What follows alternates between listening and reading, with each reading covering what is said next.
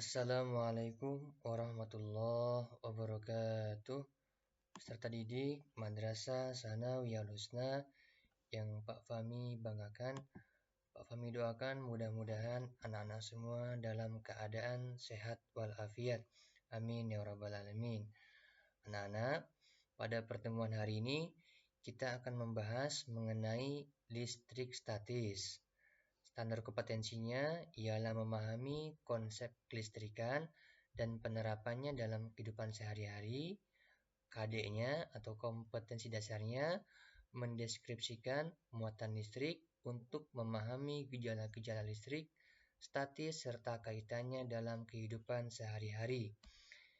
Nah, listrik statis indikatornya. Jadi pada pertemuan hari ini dari 8 indikator yang Bapak tulis, Bapak akan menjelaskan insyaallah yang pertama, pengertian atom, kemudian ada juga bagian-bagian penyusun atom.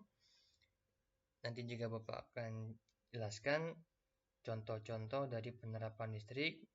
Jika waktunya cukup, Bapak akan jelaskan yang ketiga mengenai teori atom. Baik anak-anak, sebelum kita mulai, marilah sama-sama kita membaca lafaz basmalah. Bismillahirrahmanirrahim. Listrik statis. Apa sih listrik statis itu? Ada yang tahu? Nah, nih Bapak kasih tahu. Listrik statis ialah listrik yang tidak mengalir, ya. Langsung saja kita ke atom, ya. Atom. Atom merupakan bagian terkecil dari zat yang tidak dapat dibagi-bagi lagi. Sebagai contoh nih, agar lebih paham, Bapak visualisasikan ini ada contoh zat padat. Susunan zat padat ini rapat, ya. Jika diambil nih satu buah ini, ya, kita ambil misalkan ya, satu potong ini kita ambil nih. Nah, satu partikel kita ambil ini, maka ini disebut sebagai dengan atom. Atom ini nanti ada namanya proton, sifatnya positif, ada namanya elektron, nih, sifatnya negatif, ada juga yang namanya neutron, yang sifatnya netral, ya. Kami teruskan lagi. Ini ada teori atom nih. Atom terdiri dari partikel-partikel. Yang pertama ada proton, yang tadi Pak Bambang bilang, muatannya positif.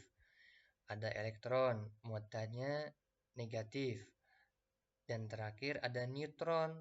Ingat, neutron muatannya netral, ya. Proton dan neutron membentuk inti atom yang dikelilingi oleh elektron. Elektron dalam mengelilingi inti atom pada tingkat energi tertentu, semakin jauh dari inti energi, maka elektronnya semakin kecil, ya. Atom bersifat netral jika jumlah proton sama dengan jumlah elektron.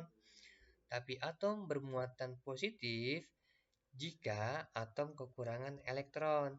Dan atom akan bermuatan negatif jika atom kelebihan elektron, ya. Nah, ini ada contoh penerapan dari listrik statis. Yang biasa mungkin anak-anak sudah pernah coba ini di rumah atau di sekolah saat senggang, ya. Misalkan punya penggaris plastik yang digosok satu arah ke kain wol secara berulang-ulang, ya. Maka apa yang terjadi?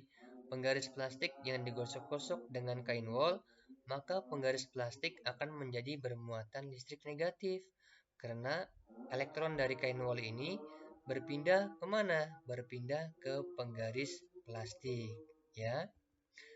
Kemudian ada kaca dengan kain sutra, ya. Kaca dengan kain sutra misalkan digosokkan tuh, ya. Nanti kaca yang digosok-gosok dengan kain sutra, maka kaca akan menjadi bermuatan listrik positif karena elektron dari kaca berpindah ke kain sutra, ya. Kemudian interaksi antara muatan listrik. Nih, contohnya ada kaca ya. Kaca dengan kaca itu saling tolak menolak. Kenapa begitu?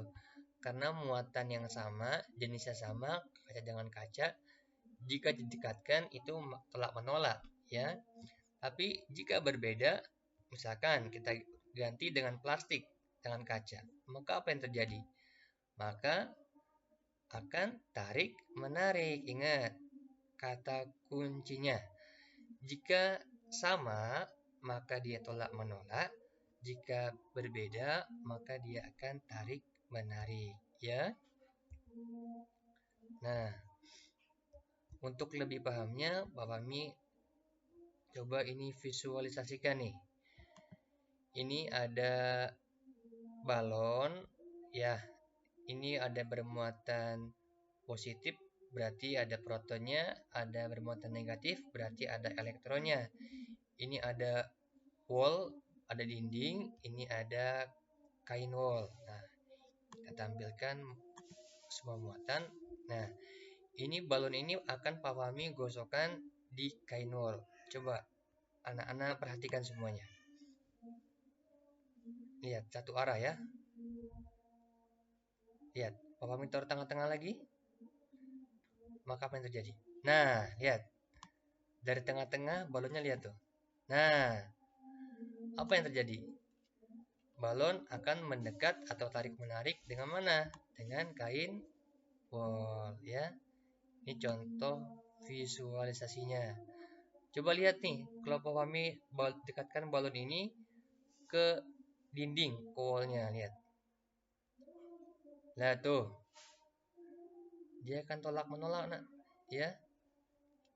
Tapi lihat, dengan kain wall, Pak Fahmi taruh tengah-tengah, lihat, ya.